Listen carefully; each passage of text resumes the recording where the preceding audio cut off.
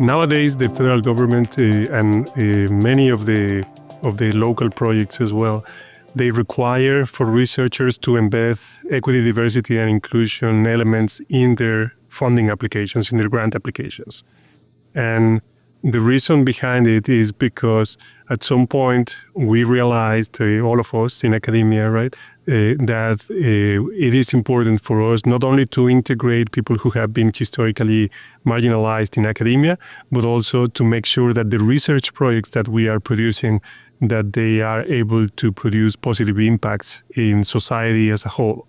And of course, for us to do that, we need to include the populations who in society, in the broader society, are also or have also been historically marginalized. The reason I think that the government and the grants are doing this, in the last decade, there has been a lot of research that's come out about how, things like unconscious bias, things that we're not even aware of that we do that limits people from reaching their potential.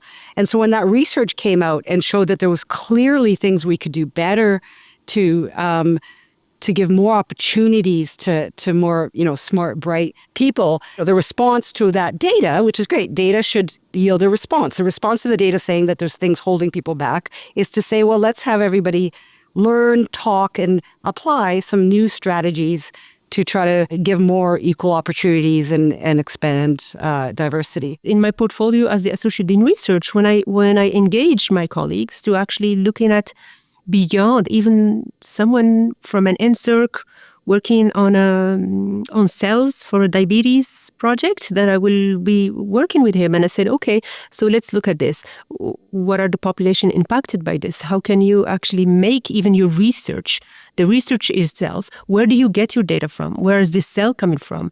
Where do they originate from? Beyond actually who are the team working with you on this. From a research perspective, we really need to be attuned to actually the diversity and the equity, because we're going to draw important conclusions, and those conclusions, no matter what the population is, be it cells or be it humans or be it industrial complexes, we really need to make that, taking in consideration the diversity of the stakeholders involved in it. I think through that lens, EDI would be much more easier to weave into a grant proposal. I think it's really important to look forward a little bit. What is the grant for? And the people that it's going to be affecting the most? How can I really consider the breadth of people who are going to be affected by this? How can I think about how they can benefit from whatever the purpose of this grant is, the research that it's going to be funding, the teams that it's going to be building, the infrastructure that it's going to develop within our faculty, our department. And so when we think about that in the initial stages of a grant application, then it just naturally flows that into that application, a lot of EDI conceptions are going to be naturally incorporated at that point. I don't like the term EDI work. Equity, diversity, inclusivity is to me more just a way you approach life. And so it was interesting this one time we had a workshop where the tri-councils were coming in to talk about some of the new requirements around equity, diversity, inclusivity on grant applications. We realized that there was more work to be done because the kinds of questions that we were getting from professors about this grant application were more about how to tick the boxes, how to get the highest score, but not actually doing the work of, but how are you fundamentally approaching your research differently? So I think the actual hard work of equity, diversity, and inclusivity is the stuff that has to be done before then to change the kinds of questions people are even asking about grant applications and things. So a lot of the steps that are coming in place now, I think aren't meeting people where they are. For me, I'm still learning about how best to do it. Thankfully, the UFA has resources on how to incorporate EDI in the grants in grant applications, and that has been really helpful. But to be able to make sure that the grant application meets all the requirements from the funding agency, there are resource persons like at the UFA who can be very helpful.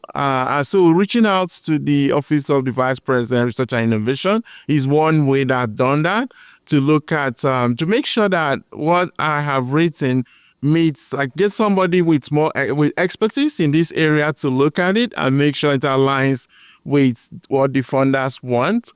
The other things that I found helpful, again, is just having those voices from people with lived experience being part of the research process. So making that clear in the grant application that this is a component that is relevant, I find that has been helpful as well. When we're writing grants, it's really important to be able to show that we're training our students. And obviously the government wants us to invest in our students so that they can become the leaders of tomorrow. But we can take that even further. We can take that all the way down to the community members that we invite to be part of our projects. And so it's really important that I write that sort of structure into my grant application so that I can ensure that I have money to meaningfully compensate them for their work. So, I mean, obviously that's the first thing. But more importantly than any of that is this idea of this emancipatory participatory research. So every grant that I write involves some kind of training. And so when I say I bring in my autistic community partners, we also run them through something called Research 101 training, which is basically helping the autistic community partners understand the research process, what community-based research actually looks like, when you're being appropriately included and being considered and when you might not be, just giving them a really clear understanding of what to expect, because that really helps them feel more comfortable when they're going into their role. But that also means that they're gaining skills that they might not have had otherwise. And that becomes another line on their CV. And so that is what we talk about when we're talking about emancipatory, participatory research. They're not only improving my research and helping me do a better job, I'm actually bringing them up with me so that they now have access to new opportunities, new skills, and maybe even a new perspective on what might be achievable for them in their lives. If researchers do not address these elements, then the possibilities that they would get funded are very low, right? And it is not, again, sometimes in some parts of academia, they think that this is a political element, right? It is not really about that. It is more about how do you make sure that your research projects are benefiting as many people as possible. It's so important for researchers to actually understand these concepts.